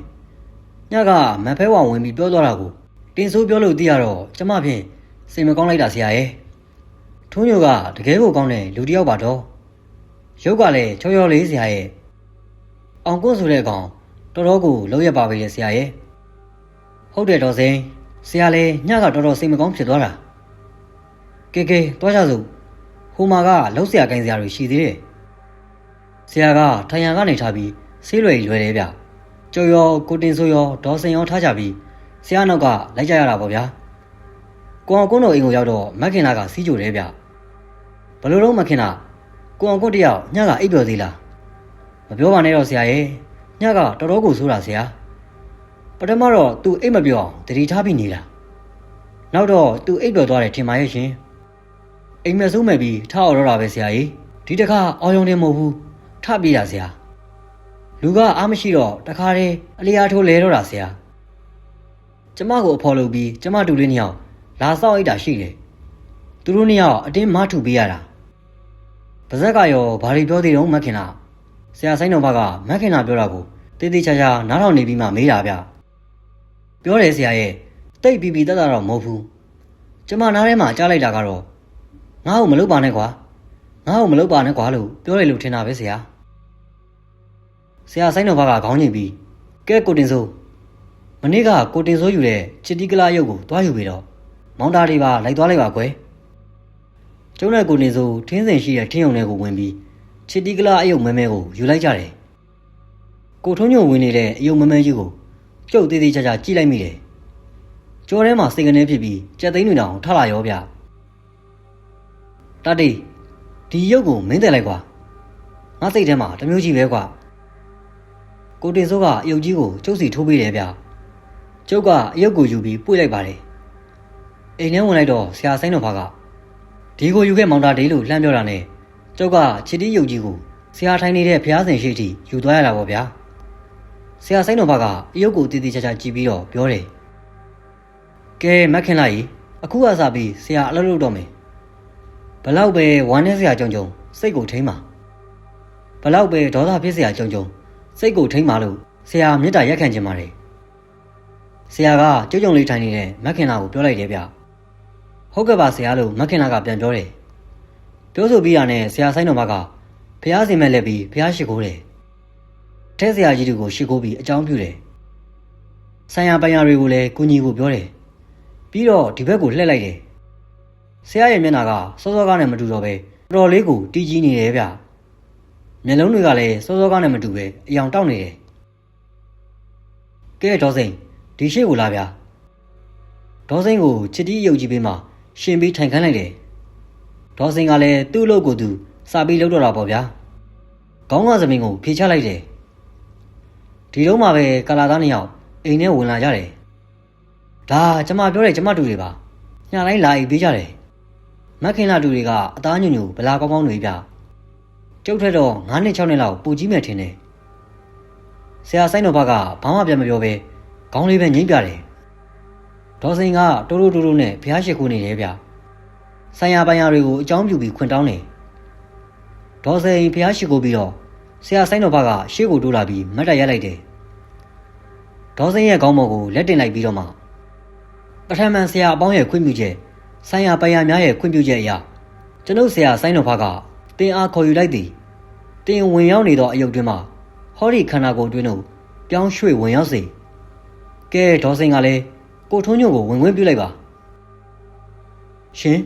ကိုထုံးညို့ဟုတ်လားဆရာဆိုင်တော်ဘကမခင်လာဘက်ကိုလှည့်ကြည့်ပြီး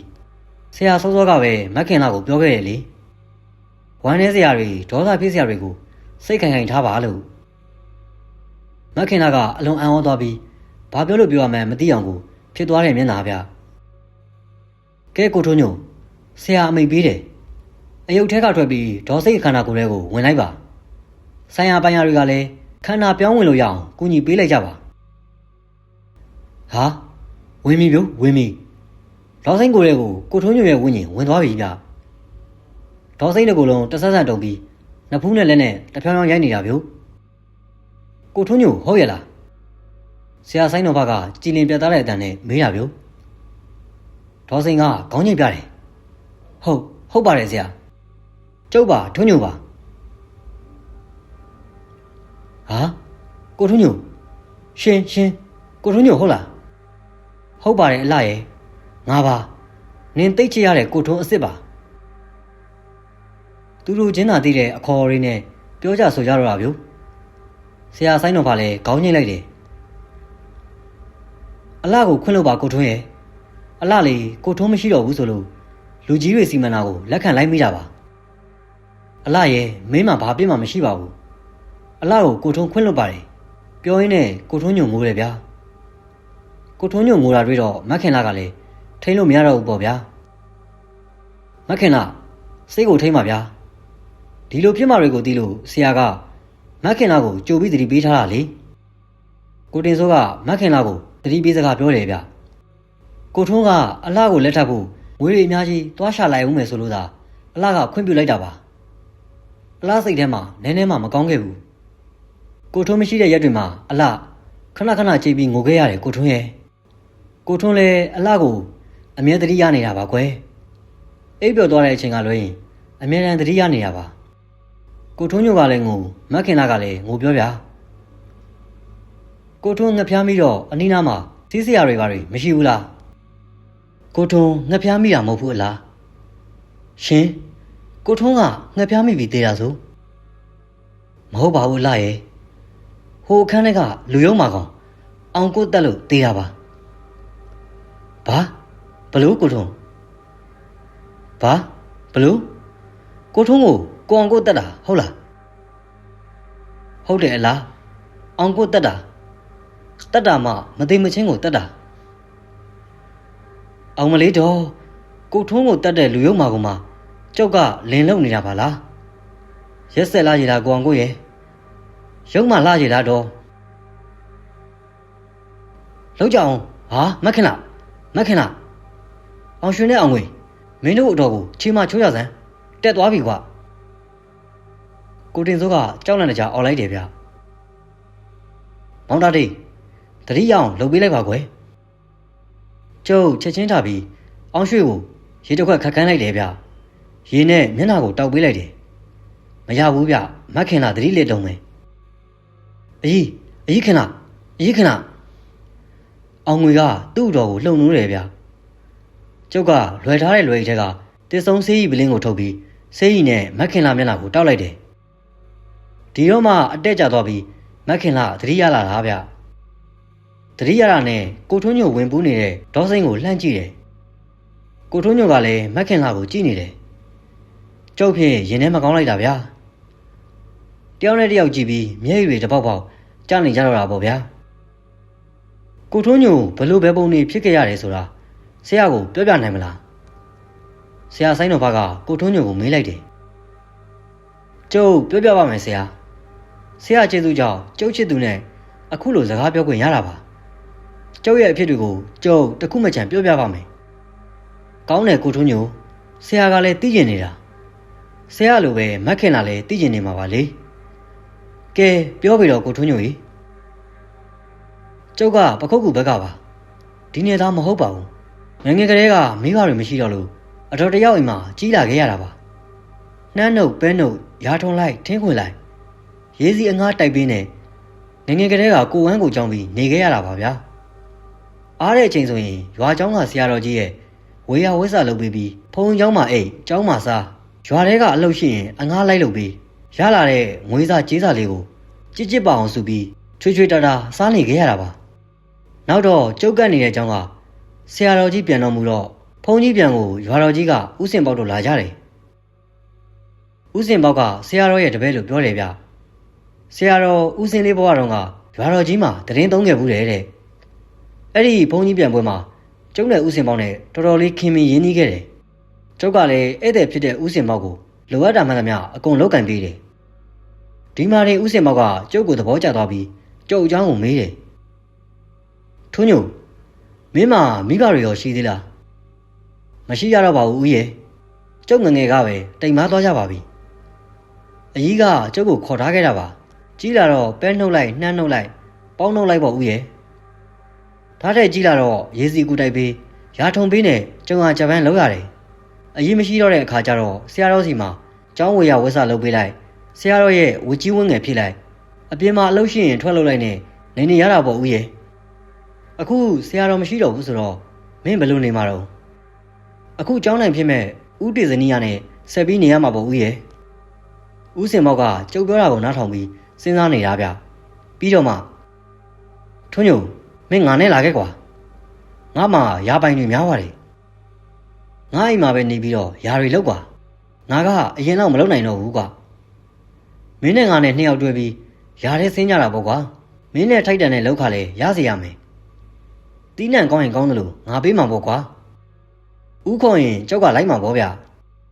ကျုပ်ဖို့ကလည်းဒီမှာဆက်နေလို့တိုးတက်စရာမှမရှိတာလေဗျာစဉ်းစားမနေတော့ဘူးပေါ့ဟာ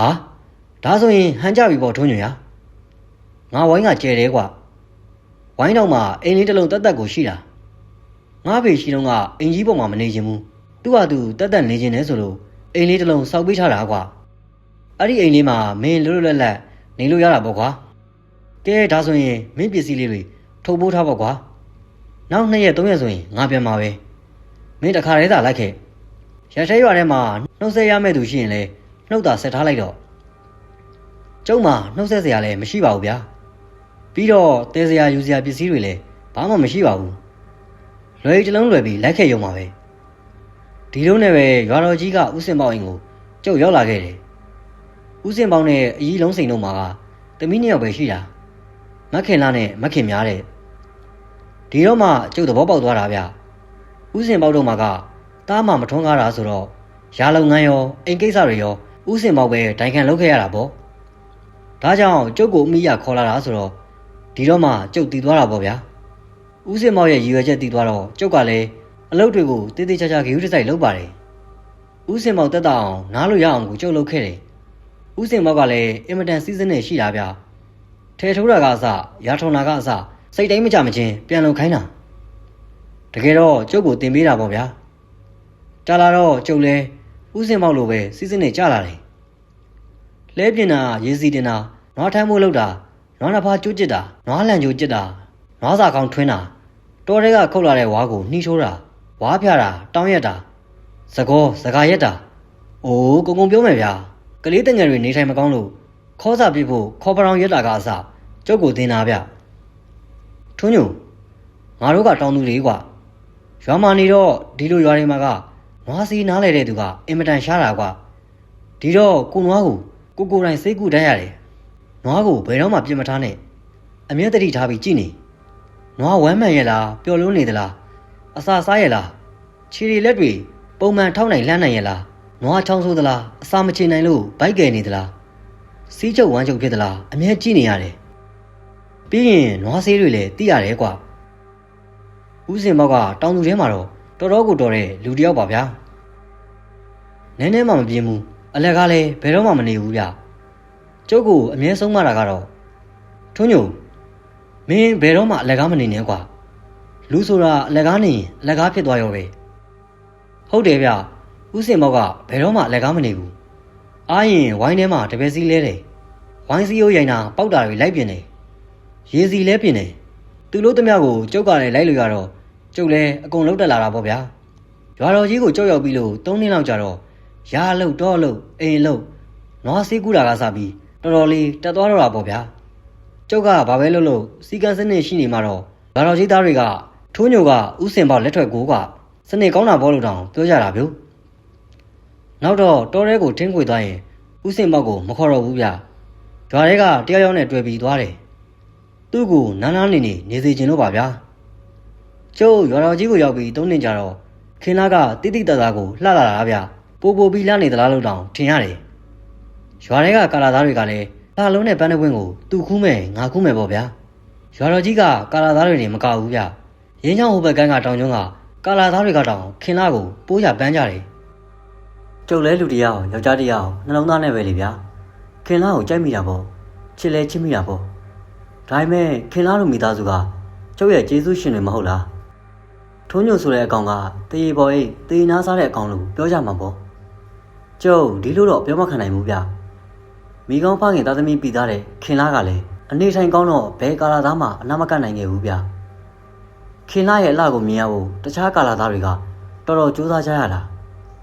ကျုပ်ကတဝိုင်းနဲ့နေပြီးတိန်နဲ့စားတော့နေကြတာလေခင်လာရဲ့ပန်းတပွင့်လိုလှတဲ့အလှ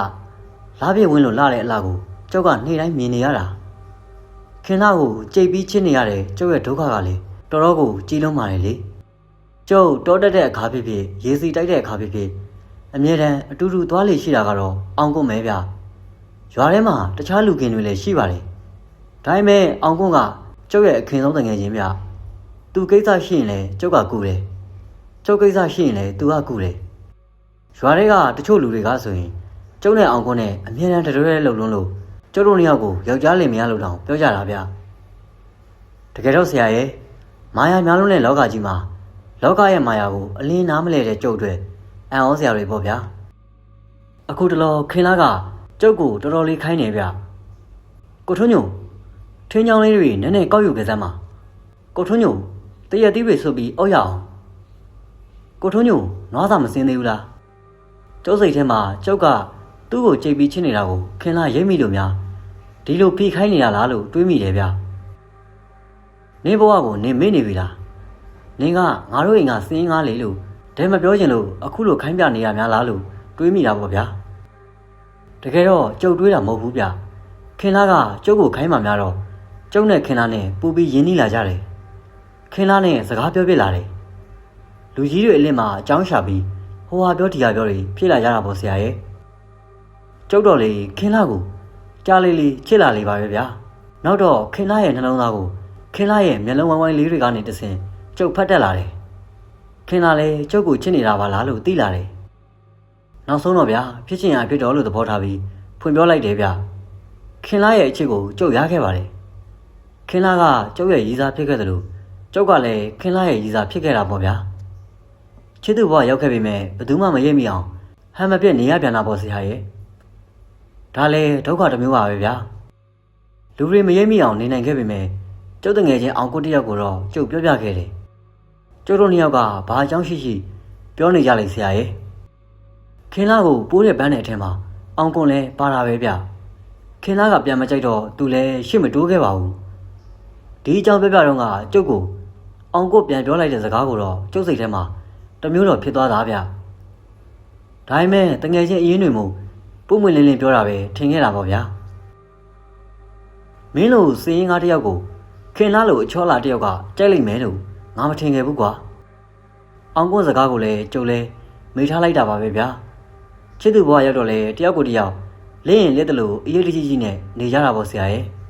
ဒါပေမဲ့ချစ်သူဘဝနဲ့တနည်းလောက်ကြာလာတဲ့အချိန်မှာတော့ခင်လာကကျုပ်ကိုပြောတယ်ဗျာကိုထွန်းရဲ့ဒီလိုပဲနေလို့တော့မဖြစ်သေးဘူးလေအလားဘာကိုပြောချင်တာတော့ပုံပွင့်လင်းလင်းသာပြောပါအလားရဲ့ဒီလိုလေကိုထွန်းရဲ့အလားနဲ့ကိုထွန်းအတူနေရဖို့ဘဝတစ်ခုကိုထူထောင်နိုင်ကြဖို့လိုသေးတယ်မို့လားကိုထွန်းလည်းအလားပြောသလိုတိတ်ဖြစ်ချင်တာပေါ့အလားရဲ့ဒါပေမဲ့ကိုထွန်းကအချိန်မရှိအနေမရှိလူတစ်ယောက်လေပြီးတော့အလားတို့အိမ်ကစင်းရင်ကားမို့လားအလားရဲ့မိဘတွေကကိုထွန်းနဲ့အလားကိုဘလို့မှသဘောတူနိုင်မှာမဟုတ်ဘူးအလားရဲ့ကိုထွန်းကလေစစ်မရောက်ခင်ကတည်းကမြားကုန်တော့မလို့လားကိုထွန်းလေးယောက်ျားတစ်ယောက်မဟုတ်လားနိုင်ငံကဆင်းရဲပြီးနောက်မှချမ်းသာတဲ့သူတွေလောကမှာပုံကြီးပါတော့အလားပြောတာလေဟုတ်တာပဲဒီတော့ကိုထွန်းဘာလို့ရမလဲအလားကိုထွန်းရဲ့လူဆိုတာဒီလိုပဲကြံစီရမှာပေါ့တော့ဟုတ်ပြီအလားကိုထွန်းကြံစီကြည့်မယ်ကိုထွန်းငွေကြေးချမ်းသာလာရင်အလားမိကတွေကသဘောတူမှာပါနော်တူမှာပေါ့ကိုထွန်းရဲ့အဖကလည်းကိုထွန်းရဲ့လုံလဝရိယရှိတာတွေရိုးသားတာတွေကိုအမြဲချီးမွမ်းတာပါအချင်းကြီးလေးနည်းနည်းရှိလာတာနဲ့သဘောတူကြမှာပါကောင်းပြီအလားကိုထွန်းစူးစမ်းမယ်ကျုပ်ရင်ထဲမှာအားတွေရှိနေလိုက်တာဆရာရဲ့အချစ်ကြောင့်ဖြစ်လာတဲ့ခွန်အားတွေဖြစ်မှာပေါ့ဗျာကျုပ်ကအချစ်ဆုံးတငယ်ချင်းအောင်ကွန်းနဲ့တိုင်းမင်းနေအောင်ကွန်းကလည်းခေါင်းလေးညင်ပြီးပြောတယ်ဗျမှန်တယ်ထွန်းညိုခင်လာပြောတာတိတ်မှန်တယ်သူမင်းကိုချစ်လို့မင်းနဲ့အတူတအိုးတိမ်ထူထောင်ခြင်းလို့ဒီစကားကိုပြောတာနေပါအောင်ထွန်းညိုရဲ့ငါလည်းကြီးဝါချမ်းသာခြင်းနဲ့လူတစ်ယောက်ပါကွာငါဖားကန့်ဘက်ကိုအဆက်အသွယ်လုပ်နေပါတယ်အဆက်အသွယ်ရရင်ငါသွားမှာကွာအဲ့ဒီခါကျရင်မင်းမလိုက်ခဲ့ပေါ့ကွာလမ်းစိတ်မရှိရင်ငါခံမမယ်မလိုပါဘူးအောင်ခွင့်ရဲ့ငါမှငွေတွေရှိပါတယ်ဥစဉ်ပေါက်စီကရတဲ့စင်းငါးကပတ်စံတွေငါတခါမှမထုတ်ခဲ့ဘူးကွာလုံမယူမယ်လို့ပြောထားတယ်ဥစဉ်ပေါက်ကလည်းသူပဲပေးနှမ်းပေးတဲ့အခါငါငွေပါထည့်ပေးထားတယ်လို့ပြောတယ်ငါငွေလေးတိုးပွားအောင်လို့တဲ့ကွာဒါဆိုရင်လည်းကောင်းတာပေါ့ကွာအောင်ကုန်းနဲ့ကျုံနဲ့ဖားကက်မှာကြောက်တူးသွားဖို့တိုင်ပင်ပြီးကျုပ်အစီအစဉ်တွေကိုခင်လာကိုလည်းပြောပြတယ်ဥစဉ်ပေါက်နဲ့အကြီးလုံးစိန်တို့ကိုလည်းပြောပြတယ်ဥစဉ်ပေါက်ကတော့ပြောတယ်ဗျအေးလေမင်းဘဝတိုးတက်တဲ့ကြောင်းလှုပ်ချင်ကိုင်းနေတာကိုတော့ငါမဖြစ်ပါဘူးထွန်းညွန့်ရအောင်ကုန်းနဲ့သွားတာလည်းကောင်းပါလေဒီကောင်လည်းရှုပ်ပူမဟုတ်ပါဘူးဒါပေမဲ့တခုခုလောက်တော့မယ်ဆိုရင်တော့အပြတ်ပြတ်လန်စဉ်းစားဖို့ကွာကျုပ်စဉ်းစားပြီးမှဥတို့ကိုဖွင့်ပြောတာပါဦးအေးဒါဆိုရင်လေမင်းတို့သွားကန်နေတော့ပြောလေငါစီမှာမင်းအပ်ထားတဲ့ငွေလေးငါစင်းရှင်းပေးလိုက်မှာပေါ့ဟုတ်ကဲ့ပါဦး နောက်2လကြာတော့အောင်ကွန်းနဲ့ကျုံနဲ့ခီးထွက်ခဲ့ကြတယ်ဖားကန်ရောက်တော့အောင်ကွန်းရဲ့အဆက်အသွယ်နဲ့ကျုပ်တို့2ယောက်တွင်းထောင်တစ်ယောက်စီမှာကြောက်တူးသမားတွေလောက်ခဲ့ကြတယ်တန်တိုင်တယောက်တစ်ချောင်းနဲ့မုံးလင်းကမိုးချုပ်ကြောက်တူးခဲ့ကြရတာပေါ့ဗျာဒီတော့မှတွင်းချောင်းကြောက်ချောင်းကြောက်စိမ့်ကြည်နီကြောက်ကွန်တာကြောက်ခေါင်းတာစတဲ့ကြောက်စိမ့်နဲ့ပတ်သက်တဲ့ပညာတွေကျုပ်တို့တဖြည်းဖြည်းသင်ယူရတာပေါ့ဗျာဖားကန်မှာ2နှစ်လောက်နေပြီးတဲ့အချိန်မှာကျုပ်တို့တူးတဲ့တွင်းကနေကြောက်တလုံးအောင်နေဗျထုံးစံအတိုင်းတွင်းထောင်တစ်ဝက်တွင်းသားတစ်ဝက်တွင်းသား9ယောက်တစုစီခွဲတော့ကျုံနဲ့အောင်ကွန်းလက်ထဲမှာငွေလေးလက်စုပ်လက်ကင်ရလာတာပေါ့ဆရာရဲ့ပါလာတဲ့ငွေလေးတွေနဲ့ပေါင်းလိုက်ရင်ကိုတွင်းကိုတူးနိုင်လာတာပေါ့ဒီမှာတော့တခုပြောရအောင်မယ်ဗျဖားကတ်မှာကြောက်တူးနေတော့မှအိမ်မက်တစ်ခုကိုကျုံမကြခဏမဲ့တယ်ဗျအိမ်မက်ထဲမှာလူတစ်ယောက်ကကျုပ်ကိုခေါ်သွားတယ်နေရာတနေရာရောက်ရင်သူကလက်ညှိုးထိုးပြပြီးတန်တိုင်နဲ့ကြောက်တူးတယ်လို့လုပ်ပြတယ်ပြီးရင်လမ်းနိုးရောဗျပထမတော့စိတ်ထဲဘာမှမရှိဘူးဗျနောက်တော့ဒီအိမ်မက်ကခဏခဏမက်ပါများလာတော့ကျုပ်ကိုလာခေါ်တဲ့လူရောသူပြတဲ့နေရာရောကျုပ်သေးသေးချာချာကိုမှတ်မိနေတော့တာပေါ့ဗျာအောင်ကွန်းငါတော့အိမ်မက်ထဲကနေရာကိုတွားရှာခြင်းနေဒီအိမ်မက်ကိုငါမဲနေတာဆယ်ကမကတော့ဘူးကွာထုံးညွန်ရအိမ်မက်ကိုယုံပြီးလိုက်လို့ဖြစ်ပါမလားကွာလောက်တာမလောက်တာအသာထားကွာအဲ့ဒီနေရာကိုတွေးလို့တွင်ကြတော့ငါတွားရှာကြည့်နေတယ်ကွာရှာချင်းလဲရှာကြည့်လေမတွေးတော့လေပြန်လာကြတာပေါ့ကွာနေပါဦးကွာအဲ့ဒီနေရာကဘယ်နေရာလို့မင်းထင်တော့စိုင်းတောင်မှာကွာမြင်ရင်ငါသိပါတယ်ကျတို့နေအောင်သဘောတူဆုံးဖြတ်ပြီးစိုင်းတောင်ကိုထွက်ခဲ့ကြတယ်နေဖို့နေရာတစ်ခုငှားပြီးနေရင်းကနေကျုပ်အိမ်မက်မက်တဲ့နေရာကိုထွက်ရှာရတယ်ဗျတလားလောက်ရှိတော့အောင်ကွန်းကစိတ်ပြက်လာရောပေါ့ဗျာဒါပေမဲ့တညမှာကျုပ်ကိုလာခေါ်တဲ့သူအိမ်မက်ထဲမှာရောက်လာပြီးကျုပ်ကိုအိမ်ကနေခေါ်ထုတ်လာတယ်ကျုပ်ကလည်းဒီတစ်ခါတော့နေရာကိုတေးသေးချာချာမှတ်မိအောင်မှတ်မယ်ဆိုပြီးတော့တေးထားတာပေါ့ဗျာတွေ့သမျှအိမ်တွေဆိုင်တွေကိုအကုန်မှတ်တာဗျပြီးတော့ဖြတ်သွားတဲ့ຢာတွေကိုလည်းမှတ်တာပေါ့ဗျာနောက်ဆုံးတော့ကျုပ်အိမ်မက်မန်နေဂျာနေရာကိုရောက်သွားပြီးခါတိုင်းလိုပဲကျုပ်ကိုတန်တိုင်းနဲ့တူးခိုင်းတာပေါ့ဗျာအိမ်မက်ကလန်လုံးသွားတော့ကျုပ်ချက်ချင်းထားပြီးစာရွက်နဲ့မြေပုံဆွဲပြီးမှတ်ထားလိုက်တယ်ဗျနောက်နေ့ရောက်တာနဲ့ကျုပ်တို့နှစ်ယောက်ကျုပ်ဆွဲထားတဲ့မြေပုံတိုင်းလိုက်ကြတော့တာပေါ့ဗျာအိမ်မက်ထဲမှာတော့ခဏလေးပဲသွားရတာဗျအပြင်မှာတော့2ရက်လောက်သွားရတာလူသူမနီးတဲ့တောထဲကိုရောက်လာပြီးကျုပ်အိမ်မက်ခဏခဏမဲ့တဲ့နေရာတွေ့တော့တာပဲဗျာကျုပ်ဖြစ်ဝမ်းသာလိုက်တာမပြောပါနဲ့ရောဆရာရဲ့ကျုပ်တို့နှစ်ယောက်လည်းနေရာကိုတည်တည်ချာချာအမှတ်သားလို့မှတ်ကြရင်တဲထုတ်ဖို့နေရာရေးခိုက်ရမယ့်နေရာဝင်လန်းထွက်လန်းတွေကိုကြည့်ပြီးမှစိုင်းတောင်ကိုပြန်လာခဲ့ရတယ်ဗျစိုင်းတောင်မှာငှားထားတဲ့အိမ်ကိုပြန်အပ်ရိတ်ခါကိုရသလောက်ဝယ်တဲထိုးဖို့တူရီလွှတွေတန်တွေတူကျိုးတွေဝယ်ပြီးတော့မှတန်နိုင်တွေမေစာတောင်းတွေပါယူပြီးထွက်လာခဲ့ကြတယ်ဗျကျုပ်တို့နှစ်ယောက်လူသူမနေတဲ့နေရာမှာချက်ပြုတ်စားတော့ရင်းနဲ့တွင်းတူးကြတာပေါ့ဗျာတွင်းထောင်ကလည်းကျုပ်တို့တွင်းသားကလည်းကျုပ်တို့ပဲပေါ့ဗျာ2လလောက်တူးပြီးတဲ့အခါမှာကြောက်တလုံးတူးမိတယ်ဗျအခြေအနေကြည့်ပြီးတော့ကျုပ်တို့နှစ်ယောက်စလုံးပျော်သွားရတယ်ကြောက်ကိုအပေါ်ရအောင်တင်ပြီးတော့တေးသေးချာချာကြည့်ရတယ်ပေးရတယ်ဗျဒါကြောက်ကောင်းကြီးပဲကဲထွန်းညိုကွန်ကြည့်အောင်ကွာမင်းဘယ်လိုသဘောရလဲငါလည်းကွန်ကြည့်ကျင်တာပဲအောင်ကောနောက်ဆုံးတော့ကြောက်ကိုကျုပ်တို့နှစ်ယောက်ကွန်ကြည့်တာပေါ့ဗျာပထမတစ်ချက်ကွန်လိုက်ကလေးကစိန်ကနေတွေးလိုက်တာဗျဟာ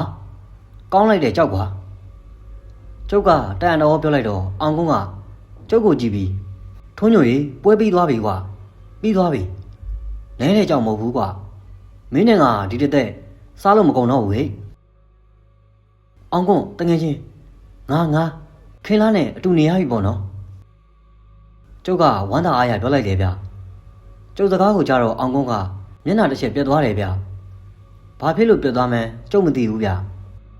ပေမဲ့အောင်ကွန်းကချက်ချင်းပဲသူ့မျက်နှာကိုပြင်လိုက်တယ်ဗျထွန်းညိုရဲ့မင်းကလည်းကြားကြိုက်ပါတယ်ဆိုမှအပေါက်ကလေးနဲ့လားဆိုသလိုဖြစ်နေပြန်ပါ යි ကွာဒီကြောက်ကြီးရနေမှာတော့မင်းခင်းလားနဲ့အတူနေရပြီဘောငါကောင်ရကျုပ်လည်းပြောတာပေါ့ဗျာကျုပ်တို့နေအောင်ကြောက်ကိုမြေကြီးတူးပြီးမြုပ်ထားလိုက်ကြတယ်ဗျပြီးတော့အောင်ပွဲခံမှုအနည်းဆုံးရွာကိုလာခဲ့ရတယ်အရက်ကောင်းကောင်းတပင်းလေးနဲ့အစားအသောက်တွေဝယ်ပြီးကျုပ်တို့နေရာကိုပြန်လာခဲ့ကြတယ်တဲကိုပြန်ရောက်တော့တအားပျော်နေတဲ့ကျုပ်တို့နေအောင်တောက်ကြစားရတော့တာပေါ့ဗျာကျုပ်ကခင်လားကိုဘယ်လောက်ချစ်တဲ့အကြောင်းအောင်ကုန်းကိုပြောပြတယ်ခင်လားကလည်းကျုပ်ကိုချစ်တဲ့အကြောင်းတွေအရက်မူးမူးနဲ့ပြောတော့တာပေါ့ဗျာ အောင်ကုန်းကလည်းကျုပ်စကားကိုအလိုက်ထိုက်ပြောပြီးကျုပ်ကိုမြောက်ပိတ်ပြောတာပေါ့ဗျာကျုပ်ကလည်းအရင်မူးလာလေအောင်ကုန်းရဲ့မြောင်လုံးပင်လုံးတွေမှာကျဉ်နဲ့လာလေပေါ့ဗျာနောက်ဆုံးကျုပ်အမူးလုံပြီးလဲသွားရောဗျာမြစ်ကလည်းလင်းလာပြီလေဗျာကျုပ်ခေါင်းမထောင်နိုင်တော့ဘူးဗျာနောက်ဆုံးကျုံမှန်းမိနေတာကတော့ကျုပ်ရင်မက်ဘော်ကိုအောင်ကုန်းကခွာစီးပြီးထွန်းညိုခင်လာကိုမင်းတယောက်တည်းချစ်တာမဟုတ်ဘူးကွာငါလည်းချစ်တာပဲခင်လာကိုမင်းလက်ထဲငါမထက်နိုင်ဘူးထွန်းညိုငါဆုံးဖြတ်လိုက်ပြီခင်လာကိုငါရအောင်ယူတော့မယ်မင်းကငါတို့ထဲရုပ်ချောတဲ့အကောင်ဆိုတော့ငါတို့ရွာကကောင်တွေကိုခင်လာကဘယ်ကြိုက်တော့မလဲမင်းကိုပဲကြိုက်တော့တာပေါ့ပြီးတော့မင်းနဲ့ကလည်းအနေနီးနေတာကိုအေးမင်းမရှိတော့ဘူးဆိုရင်တော့ခင်လာကငါတို့ရွာသားတွေကိုကြိုက်မှာပါအထူးသဖြင့်ငါ့ကိုကြိုက်မှာပါမင်းရှိနေလို့ငါခင်လာကိုကတ်လို့မရတာကွာထွန်းညွန့်ရဲ့အေးအခုတော့တစ်ချက်ခုံးယုံနဲ့နှစ်ချက်ပြတ်ပြီပေါ့ကွာကဲသွားပြီတော့တငယ်ကြီးကဲကွာကျုံရင်ဘတ်တဲ့ကိုအောင်ကွင်းရဲ့ဓာတ်သွားကစိုက်ဝင်သွားတယ်ကျုပ်ရုံးမိမဲ့တအားမူးနေတော့ကျုပ်ဘာမှမတတ်နိုင်တော့ဘူးအောင်ကွင်းရဲ့ဓာတ်ချက်ကသာတစ်ချက်ပြီးတစ်ချက်ကျုံရင်ဘတ်တဲ့ကိုစိုက်ဝင်သွားခဲ့တာပေါ့ဗျာအချိန်ဘယ်လောက်ကြာသွားတယ်မသိဘူးဗျကျုပ်တတိယလာတော့အောင်ကွန်းလည်းမတွေ့ဘူးကျုပ်တို့နေခဲ့တဲ့တဲကလေးလေးဖြတ်သွားပြီမီးဖို့ထားတဲ့နေရာတော့မရှိတော့ဘူးအားလုံးခြေရလဲရဖျောက်ထားတယ်ကျုပ်တို့တူးထားတဲ့တွင်းကိုလည်းမြေစာတွေနဲ့ပြန်ဖို့ထားတယ်ကျုပ်တွေးမိလိုက်တယ်ကျုပ်အလောင်းကိုဒီတွင်းထဲထည့်ပြီးဖို့သွားတာဖြစ်မယ်လို့အောင်ကွန်းနောက်ကိုလိုက်မယ်ဆိုပြီးကျုပ်ထားလိုက်တယ်ခြေလဲ90လောက်လမ်းမိတာနဲ့ကျုပ်ရှိမှသပင်ဖားလျားကြီးနဲ့ရုပ်ပြက်ဆင်းပြက်အကောင်ကြီးတစ်ကောင်ပေါ်လာတယ်အရွယ်ကလည်းကျုပ်ထက်3ဆလောက်ပိုကြီးတယ်ဗျကျုပ်ကိုသူ့လက်ထက်ကစူးကက်ကြီးနဲ့လွှဲရိုက်ပြီးပြန်ခိုင်းတယ်ဒီတော့မှကျုပ်တီးသွားတာဗျကျုပ်ကတရေဖြစ်နေပြီပဲ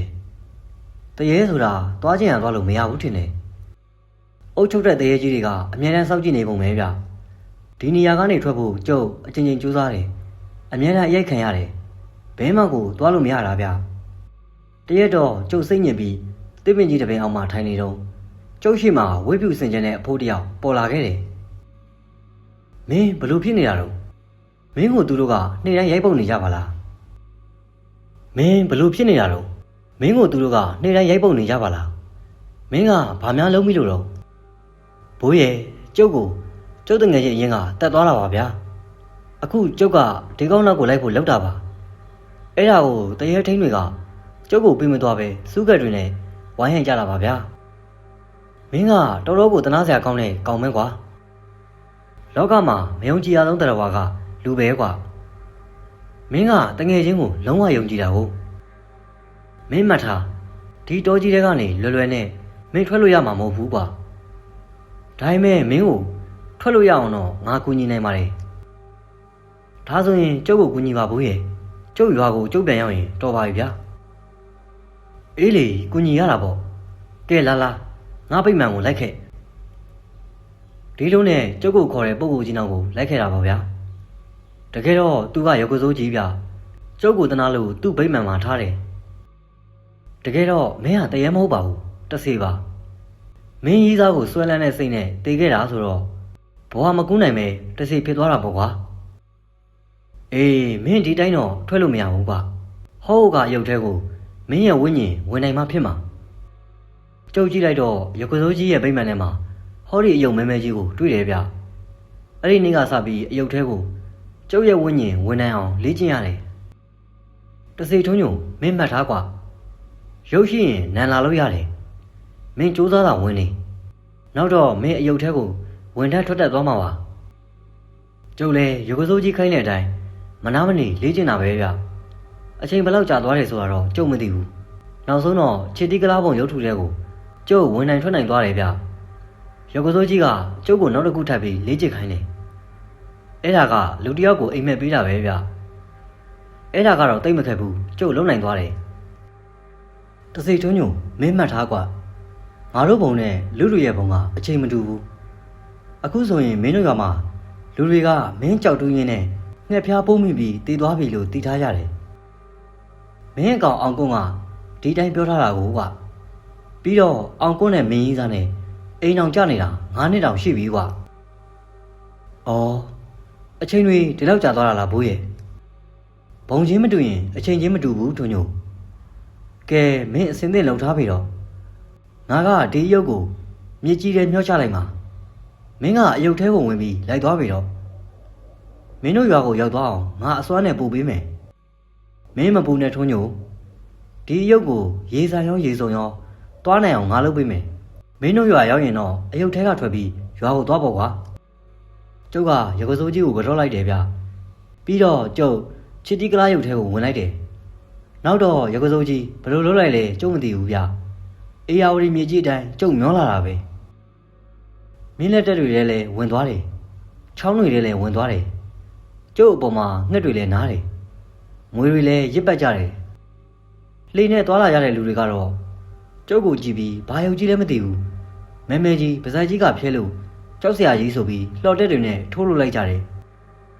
တချို့ချောင်းတွေထဲမှာကျုပ်ရေးစမ်းကိုစံတက်ရတာလည်းရှိတယ်ရုပ်ကစိုးကြီးရဲ့အစွမ်းနေပေါ့ဗျာဒီလိုနဲ့ရင်းချောင်းထဲကိုကျုပ်ရောက်လာခဲ့တယ်ရင်းချောင်းထဲမှာကျုပ်ကရေစံတက်လာခဲ့တယ်တနေရာရောက်တော့ကျုပ်မှတ်မိသွားပြီလို့ဒါကျုပ်တို့ရွာနာရောက်နေတာပဲကျုပ်လည်းဝမ်းသာသွားတာပေါ့ဗျာရှေ့ခလန်းလန်းမှာလူတစ်ယောက်ရေချိုးနေတယ်ဗျဒီလူကရေစီတိုင်ရင်ရေစင်းချိုးနေပုံရတယ်ဟာအယုတ်ကြီးရေစံတက်လာပါလား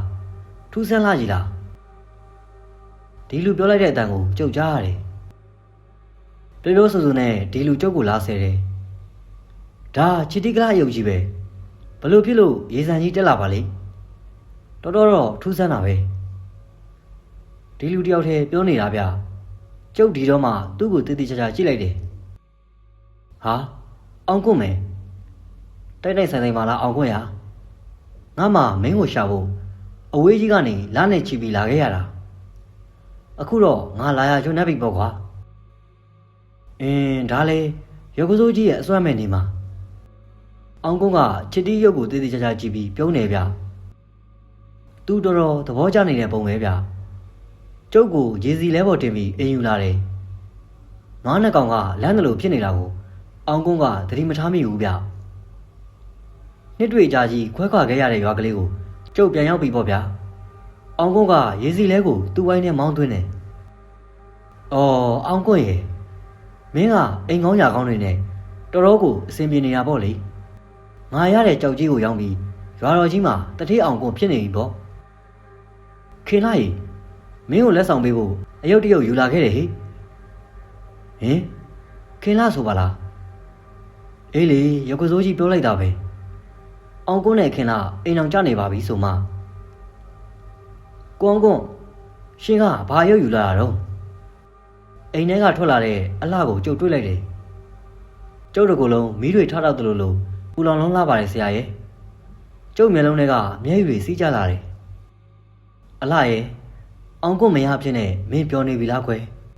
ဒီလောကမှာမင်းလင်အောင်ကွန်းလောက်ရုံမာတဲ့သူရှိမှာမဟုတ်ဘူးအလားရဲ့ဟာကိုအောင်ကွန်းကလည်းဘာယုတ်ကြီးယူလာတာတော့ကြောက်စရာကြီးပါတော့မကြောက်ပါနဲ့အလားရဲ့ဒီယုတ်ကြီးကမဲမဲကြီးပေမဲ့တော်တော်အစွမ်းထက်တာကွာရေကိုစံပြီးတက်လာနိုင်တယ်ဒါချစ်တီကလားပုံထူထားတဲ့ဘဘူးယုတ်ကွာဒါငါ့အတွက်နမိတ်ကောင်းပဲဟိုတုန်းကချစ်တီကလားတွေကလဲရီယာတွေကိုအပေါင်ခံပြီးအကုန်သိမ်းယူကြတာငါလေဒီအနီးနားတစ်ဝိုက်ကယာတွေကိုအကုန်သိမ်းနိုင်လိမ့်မယ်ထင်တယ်အခုတောင်ငါစီမှာအပေါင်ဆုံးတဲ့ယာတွေများလာပြီဟာကိုအောင်ကွန်းရေရှင်ဒီလောက်တောင်လောဘကြီးနေရတော့မကောင်းဘူးထင်တယ်တော့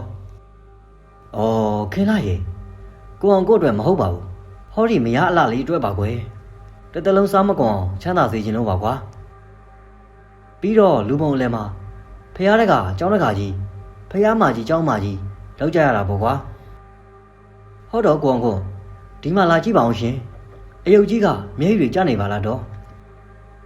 အောင်ကွန်းကကျုပ်ကိုအိမ်ထဲတိုင်းမှာမိပြီးထောင်ထားရဲ့ဗျကျုပ်ကအလှကိုအောင်ကွန်းမရဖြစ်နေပြန်ပြီးတွေ့ရတော့ဝမ်းနဲ့လုံးလို့မျက်ရည်ကျမိတာပေါ့ဗျာဒါကိုအလှကမြင်သွားပြီးပြောတာဗျကြမ်းကြမ်းဖန်ဖန်လေးပြောရမယ်ခင်လားရေငါရေစီလဲပေါ်တင်ပြီးယူလာလို့ရေရီဆိုနေတာပါကွာအောင်ကွန်းပြောတော့အလှကဇဝေဇဝါဖြစ်သွားတာပေါ့ဗျာဘာပဲဖြစ်ဖြစ်ဒီယုတ်ကြီးကိုအိမ်ထဲမှာတော့မထားပါနဲ့တော့ကျုပ်ကြောက်လို့ပါ ထင်းစင်ထဲမှာသာတွားထားလိုက်ပါအလှကတကယ်ကိုကြောက်တဲ့မျက်နှာနဲ့ပြောတော့ကဲမင်းဒီလောက်ကြောက်နေရင်ငါယူသွားမယ်မကြောက်နဲ့လို့ပြောပြီးအောင်ကွန်းကကျုပ်ကိုထင်းစင်ထဲမှာလာထားလိုက်တယ်ဗျဘယ်မှာပဲထားထားကျုပ်အတွက်ကအလုပ်ဖြစ်နေပါပြီဆရာအင်းရှင်ကိုယ်တိုင်လိုလိုလားလားခေါ်လာခဲ့လို့ကျုပ်ကသူတို့အိမ်ထဲတောင်ရောက်နေပြီပဲကျုပ်လုံးစရာရှိတာကိုလုပ်လို့ရသွားပါပြီကျုပ်မှာရုပ်ကစိုးကြီးတင်ပေးတဲ့အိမ်မက်ပေးတဲ့ပညာတက်ခဲ့ပြီလေအဲ့ဒီညကစပြီးအောင်ကွန်းကိုကျုပ်အိမ်မက်ပေးတယ်အိမ်မက်ထဲမှာကျုပ်ရဲ့ရုပ်တွင်ကိုကြောက်စရာကောင်းအောင်ဖန်ဆင်းခဲ့တယ်အိမ်မက်ပေးတဲ့ပညာဆိုတာကအိမ်မက်မက်တဲ့လူကိုအသွင်သဏ္ဍာန်အမျိုးမျိုးဖန်ဆင်းပြလို့ရတဲ့ပညာပဲဗျအောင်ကွန်းရဲ့မင်းနဲ့တွေ့ဖို့ငါမှလာလိုက်ရတာကွာမင်းကတော့ငါရတဲ့ကြောက်ကြီးကိုရောင်းငါကြီးစားကိုအရယူပြီးတော့ကောင်းစားနေလိုက်တာအေးလေမင်းကငါပြန်ပြီးတတ်မှာမစိုးရိမ်ပါနဲ့မင်းကငါမတတ်ပါဘူးအောင်ကွန်းရဲ့မင်းတော်တော်ကြောက်နေရလားမင်းငါ့ကိုတတ်နေတဲ့အချိန်တုန်းကအဲ့ဒီလိုကြောက်လို့လားအောင်ကွန်းငါ့ကိုမလုပ်ပါနဲ့အောင်ကွန်းကကြောက်လန့်ကြထအောင်ပြီးနိုးသွားတယ်ဗျဒါပေမဲ့အောင်ကွန်းရဲ့ဘလုံးမတွေးတန်ကိုအလှကနားမလည်ဘူးဗျကိုအောင်ကွန်းရှင်ဘာတွေအော်နေရတော့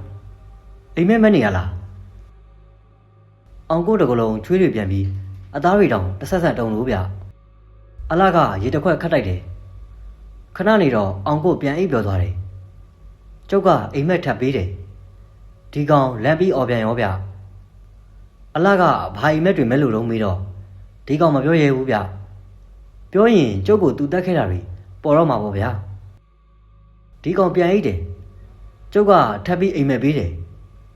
ဒီကောင်လန့်အောင်ပြန်တာပဲဗျနောက်တော့အောင်ကွမဲရဲတော့ဘူးဒါပေမဲ့ဒီကောင်ကလူလဲပဲဗျ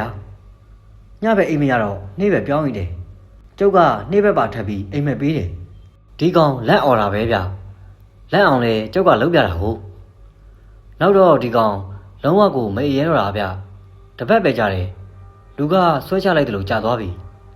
ကျွန်တော်နောင်ကြီးဖြစ်လာရောဗျဒီကောင်တက်အိတ်ချင်လာတော့ထိုင်လျက်အိပ်ပျော်သွားတယ်အိပ်ပျော်တာနဲ့ကျုပ်ကအိမ်မက်ပေးတာပဲဗျနောက်တော့တယောက်တည်းတိုးတိုးနဲ့စကားတွေပြောနေရောဗျလူတွေကအောင်းကွန်းယူသွားပြီထင်လို့ဆရာကိုလာပင့်တာပါဒီကောင်မအိပ်နိုင်တော့မစားနိုင်ဘူးပေါ့ဗျာ